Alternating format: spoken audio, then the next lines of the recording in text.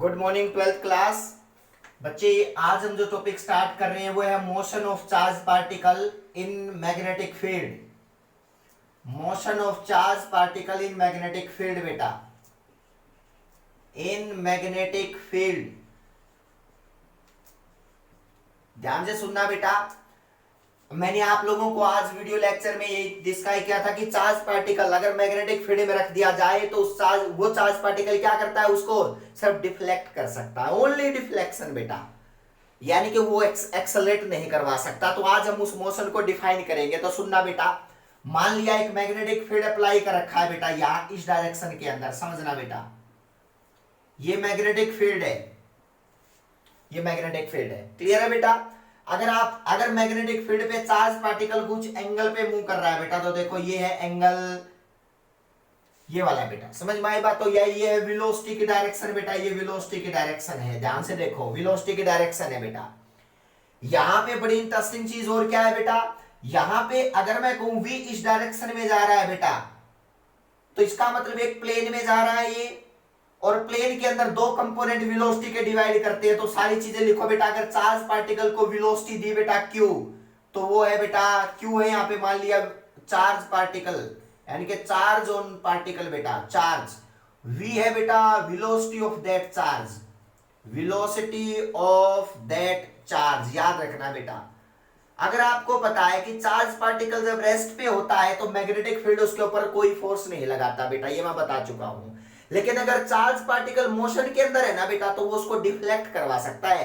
तो magnetic field can deflect the charge particle, वो उसको एक्सेलरेट नहीं करवा सकता। तो आप सुनो बेटा, मान लिया कोई चार्ज पार्टिकल कुछ एंगल पे मूव कर रहा है बेटा, तो समझना तो क्या होगा, ये दो चार्ज पार्टिकल कुछ एंगल पे मूव कर रहा है तो इसके दो कंपोनेंट डिवाइड कर लो बेटा। ध्यान से देखना, एक तो परपेंडिकुलर कंपोनेंट, एक क्या है बताओ, इसके पैरेलल कंपोनेंट बेटा। तो ध्यान से देखो, तो देखो b की डायरेक्शन किधर है बताओ, इस डायरेक्शन के अंदर है बेटा। तो इधर कोई कंपोनेंट कौन सा आएगा बताओ, v cos थीटा, और इसके परपेंडिकुलर कौन सा गया बताओ, v sin थीटा। ध्यान से सुनना बेटा, यहां पे v cos थीटा और यहां पे क्या है बताओ, v sin थीटा। तो अब क्या है बेटा, यानी कि ये इसको रोटेट करवाएगा, यानी कि b can rotate the charge particle, can only deflect the charge particle. जो मैंने आज आप लोगों को बताया, डिफ्लेक्ट द चार्ज पार्टिकल बेटा। हमें ये चीज हम लोग पढ़ चुके हैं कि b सिर्फ डिफ्लेक्ट करवा सकता है, किसी भी चार्ज पार्टिकल को एक्सेलरेट नहीं करवा सकता बेटा। अब सुनना, अब बात ये आती है सर बिना अगर डिफ्लेक्शन होता है तो फोर्स तो फिर भी लगेगा।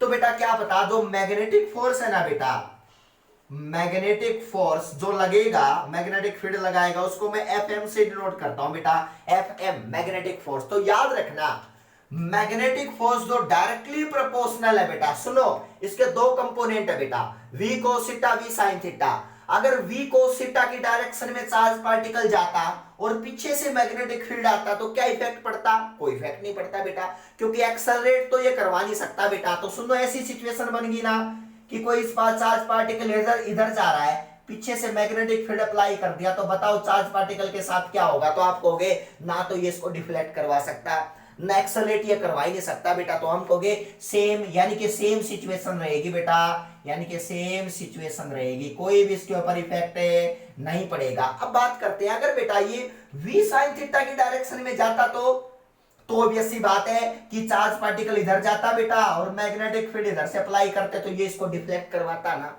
यानी कि डिफ्लेक्शन अगर होगा तो इसके लिए कौन सा कंपोनेंट रिस्पॉन्सिबल है बताओ, v sin theta, v cos theta तो उसके पैरेलल है, और इसका मतलब b अगर पीछे से अप्लाई कर दोगे ना बेटा, तो याद रखना वो स्ट्रेट ही चलता रहेगा, उसके ऊपर कोई इफेक्ट पड़ेगा ही नहीं बेटा। ना तो डिफ्लेक्ट करवाएगा, ना क्या करेगा बताओ उसके ऊपर, यानी कि उसको रोटेट करवा सकता बेटा, ना उसको एक्सेलरेट करवा सकता। अब बात करते हैं भी जो मैग्नेटिक फोर्स है ना, इसके लिए कौन सा कंपोनेंट रिस्पॉन्सिबल है, v sin थीटा।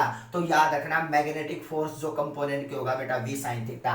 थीटा किसके बीच का एंगल है बताओ, थीटा ले बेटा angle between v and b बेटा, angle between v and b। आपको कि सर cos थीटा क्यों नहीं लिया, v एंड b बेटा याद रखना, cos थीटा इसलिए लिया क्योंकि cos थीटा तो मैग्नेटिक फील्ड के पैरेलल है, और पैरेलल जाने वाली चीज को डिफ्लेक्ट कैसे करवा सकता है? वो डिफ्लेक्शन तो तब होगा ना बेटा जब किसी एंगल पे जाएगा तब उसको रोटेट करवाने की ट्राई करेगा वो। तो इसका मतलब इसका कोई रोल है ही नहीं बेटा, सिर्फ रोल तो सिर्फ किसका है बताओ? v sin थीटा का है। इसके ऊपर फोर्स लगेगा बेटा, तो मैग्नेटिक फोर्स जो लगेगा, जो डिफ्लेक्ट करवाएगा बेटा, वो होगा v sin थीटा के डायरेक्टली प्रोपोर्शनल। क्लियर है बेटा? अब नेक्स्ट सुनो बेटा, जो मैग्नेटिक फोर्स होता है ना, वो ये भी डिपेंड करता है कि आपने चार्ज जो ले रखा है ना, जो मूव करवाया है चार्ज आपने, ये क्या है बताओ? स्मॉल वैल्यू का है या लार्ज वैल्यू का है? तो इसका मतलब इसका बेटा यहाँ पे ये इसके मैग्नीट्यूड पे भी डिपेंड करता है कि चार्ज कितना लिया है बेटा आपने जो मूव करवाने के लिए। तीसरी चीज जो मैग्नेटिक फोर्स डिपेंड करेगा बेटा, वो डिपेंड करेगा कि आपने कितनी वेलोसिटी से मूव करवाया चार्ज पार्टिकल को, तो v भी बड़ा रोल है बेटा। तो इसका मतलब है यहां पे एक चीज और, यानी कि मैग्नेटिक फील्ड अगर मैं कोई इसके डायरेक्टली प्रोपोर्शनल v तो ऊपर आ चुका बेटा, अब डायरेक्टली प्रोपोर्शनल b के भी बेटा, कि b कितना अप्लाई कर रखा है। Magnetic field, applied magnetic field बेटा, b लिख दो यहाँ पे, अप्लाइड मैग्नेटिक फील्ड जो डिफ्लेक्शन के लिए लगाया बेटा। मैंने आप लोगों को आज बताया था ना, मैग्नेटिक फील्ड सिर्फ डिफ्लेक्ट करवा सकता है बेटा किसी मोशन के चार्ज पार्टिकल को। अगर चार्ज पार्टिकल रेस्ट पे है तो मैग्नेटिक फील्ड कुछ नहीं कर सकता बेटा, वो रेस्ट पे ही रहेगा। अगर कांस्टेंट वेलोसिटी से जा रहा है तो उसी से जाता रहेगा, जैसे v को थीटा जाने लग रहा है बेटा। लेकिन अगर उसकी डायरेक्शन से ऑपोजिट हटके कोई कंपोनेंट जा रहा है तो वो क्या करेगा? उसको रोटेट करवाने की ट्राई करेगा बेटा। तो इसका मतलब v sin theta is responsible for magnetic force बेटा इस डायरेक्शन के अंदर। तो अब देखो यहाँ पे b, तीनों को एक साथ लो बेटा, क्या बन गया बताओ? Fm डायरेक्टली प्रोपोर्शनल टू, तीनों को एक साथ करो, equation number 1, equation number 2, equation number 3। तो बेटा इसका मतलब मैग्नेटिक फोर्स किसके आ गया बताओ? Proportional is equal to Q V B sine theta. याद रखना बेटा, Q V B sine theta. और ये थीटा किस किस के बीच का एंगल है? v एंड b का। तो इसको मैं पीछे लगा लेता हूं बेटा। F M is equal to, constant हटाया, कांस्टेंट को 1 मान लिया बेटा, तो यहाँ पे k मान लो चाहे 1 मान लो बेटा, लो k मान लिया। तो k is equal to k q magnitude multiply, अब है v b साइन थीटा, तो इसको लिख सकते हैं v क्रॉस b। क्या लिख सकते हैं? v cross b। याद रखना बेटा, यहां पे अगर मैं मैग्नेटिक फोर्स की बात करता हूं तो मैग्नेटिक फोर्स आ जाता है बेटा Fm is equal to Q into में बुकों में लिखा मिलेगा बेटा v क्रॉस b। याद रखना बेटा, इसका मतलब है कि किसी चार्ज पार्टिकल के ऊपर लगने वाला मैग्नेटिक फोर्स का फॉर्मूला निकल गया बेटा, b Q v sine theta.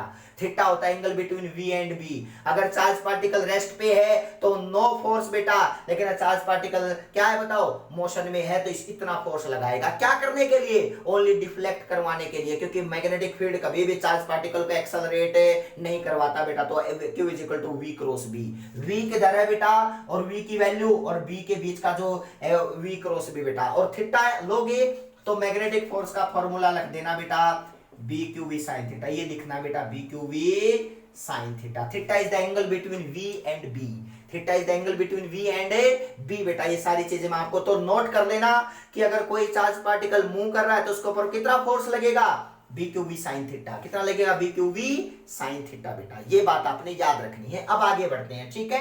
v B Q V sine theta को याद रखने। अब अगर थीटा 0 डिग्री है बेटा, कंडीशन लो, ध्यान से सुनना। अगर थीटा 0 डिग्री है बेटा, फर्स्ट कंडीशन यही है, इफ थीटा इज 0 डिग्री बेटा, ध्यान से देखना, तो क्या होगा? ये चार्ज पार्टिकल इसी की डायरेक्शन में चला जाए बेटा, जिस डायरेक्शन में मैग्नेटिक फील्ड जा रहा है बेटा। थीटा 0 का मतलब ये क्या हुआ बताओ?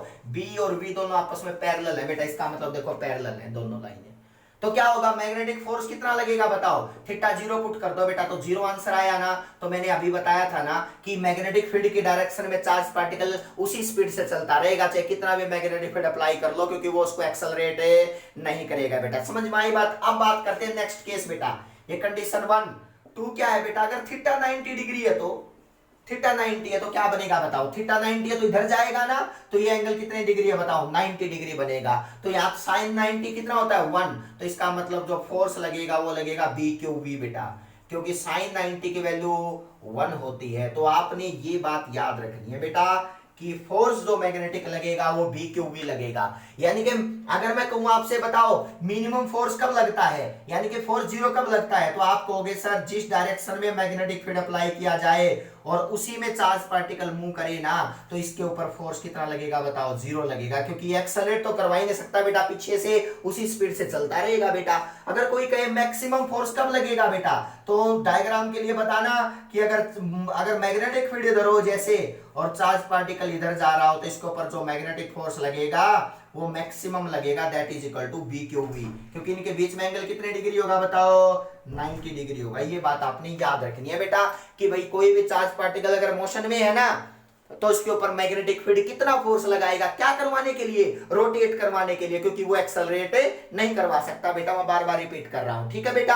अब देखो बी क्यू वी, आज के बाद फॉर्मूला याद रखना, magnetic force is equal to B Q V sine theta, V is the angle between, क्या है बताओ, यहाँ पे theta is angle between V and B बेटा, किसके बीच का एंगल है, वी एंड बी, जो बी इधर अप्लाई कर रखा है बेटा, और ये यूनिफॉर्म में स्टैटिक मैग्नेटिक फील्ड है बेटा, कौन सा मैग्नेटिक फील्ड है, स्टैटिक मैग्नेटिक फील्ड। अब आगे बढ़ते हैं, ठीक है सर।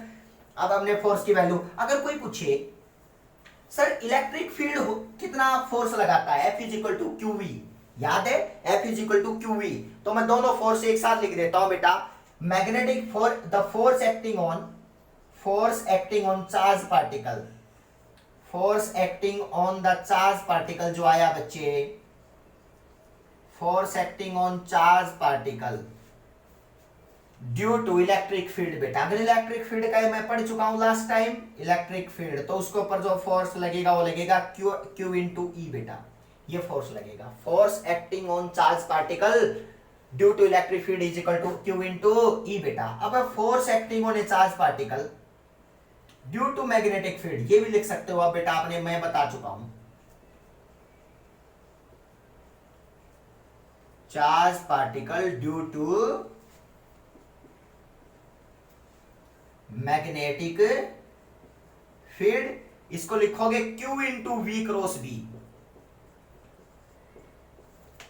क्लियर है बेटा। If electric and magnetic field,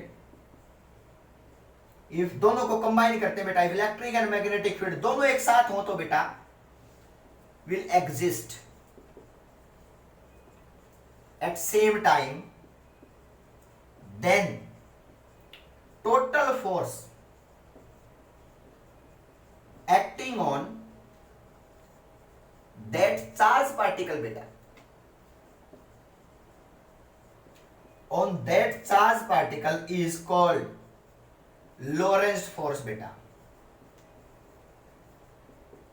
याद रखना बेटा, अगर दोनों फील्ड हो तो टोटल कॉम्बिनेशन जो फोर्स लगेगा उसको बोलते हैं लोरेंस। तो एफ लोरेंस कितना होगा बताओ, एफ लोरेंस होगा बेटा F magnetic plus F electric बेटा, लो ऐड कर दो दोनों को, मैग्नेटिक कितना है Q into V cross B, V cross B क्यों कर दिया भाई, Q V B sine theta को, क्योंकि ए क्रॉस बी क्या होता है बताओ, ए क्रॉस बी होता है ए बी साइन थीटा, तो फॉर्मूला हमने वही है B Q V sine theta, लेकिन हमने Q into V cross B कर दिया बेटा, क्लियर है। अब सुनो, अब V Q cross B plus Q into E, याद रखना बेटा, इसको बोलते हैं लोरेंस फोर्स, जो कॉम्बिनेशन की वजह से इलेक्ट्रिक और मैग्नेटिक फील्ड दोनों मिलके जो टोटल फोर्स लगाएंगे ना, वो लगाएंगे Q into V cross B is equal to Q V, याद रखना बेटा, ये बात समझ में आई बात। अब बात करते हैं, ठीक है सर, चार्ज पार्टिकल अगर मूव करेगा तो उसके ऊपर कोई भी फील्ड अप्लाई कर सकते हो, या इलेक्ट्रिक फील्ड अप्लाई कर सकते हो, मैग्नेटिक फील्ड अप्लाई कर सकते हो। अब बात करते हैं, ठीक है सर, मैग्नेटिक फील्ड, हमने इलेक्ट्रिक फील्ड का ये फोर्स फर्स्ट यूनिट में पढ़ लिया था, मैग्नेटिक फील्ड इतना फोर्स लगाएगा, ये एक्सेलरेट करवाता है, ये सिर्फ डिफ्लेक्ट करवाता है बेटा। और डायरेक्शन देखने, अब पढ़ते हैं डायरेक्शन बेटा, ध्यान से सुनना, the direction of deflection, heading डालो बेटा, ये किधर डिफ्लेक्ट करवाएगा, उसकी डायरेक्शन ध्यान से सुनना बेटा, द डायरेक्शन ऑफ डिफ्लेक्शन बेटा due to magnetic field, direction of deflection बेटा, कि डिफ्लेक्शन करवाएगा किधर सर, इसको फोर्स तो लगेगा, ये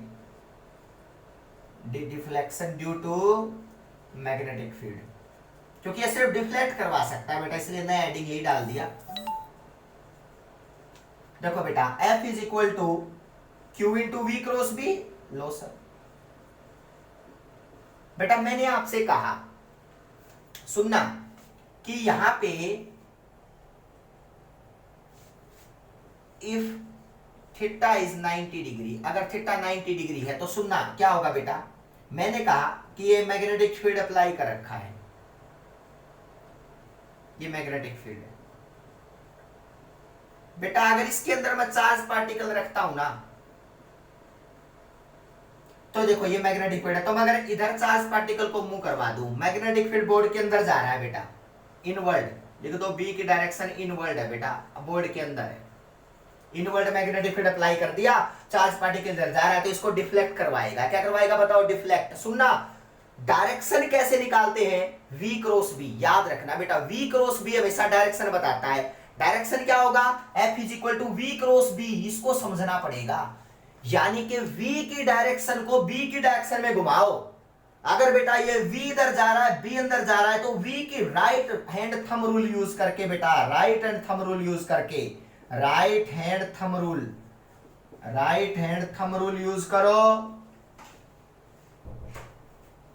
और इसको मैग्नेटिक फील्ड की डायरेक्शन में घुमाओ। तो देखो बेटा b इधर v अंदर, तो b की डायरेक्शन में अपनी फिंगर लेके जाओ, b की डायरेक्शन में घुमाओ तो किधर जाएगा बताओ, ऊपर जाएगा। ध्यान से देखना बेटा, जब ये चार्ज पार्टिकल ऊपर जाएगा तो फिर v क्रॉस b करोगे तो जब इधर आएगा, देख लो थंब इधर आएगा, तो इस तरह से पार्ट ट्रेवल करेगा, सर्कल बेटा। कैसा पार्ट ट्रेवल करेगा बताओ, सर्कल। ये बातें मैं आपको नेक्स्ट लेक्चर के अंदर डिफाइन करूंगा जल्दी से, लेकिन याद रखना नेक्स्ट टॉपिक हमारा यही होगा, the direction of deflection due to magnetic field. क्योंकि मैग्नेटिक फील्ड सिर्फ डिफ्लेक्ट करवा सकता है, एक्सेलरेट नहीं करवा सकता। और वो डायरेक्शन मैं बताऊंगा बेटा, सिर्फ आपने फोर्स याद रखना है, F is equal to Q into V cross B। अगर मैग्नेटिक फील्ड के अंदर कोई चार्ज पार्टिकल रख दिया जाए तो इसके ऊपर फोर्स लगता है Q into V cross B। Clear है बेटा, थैंक यू सो मच।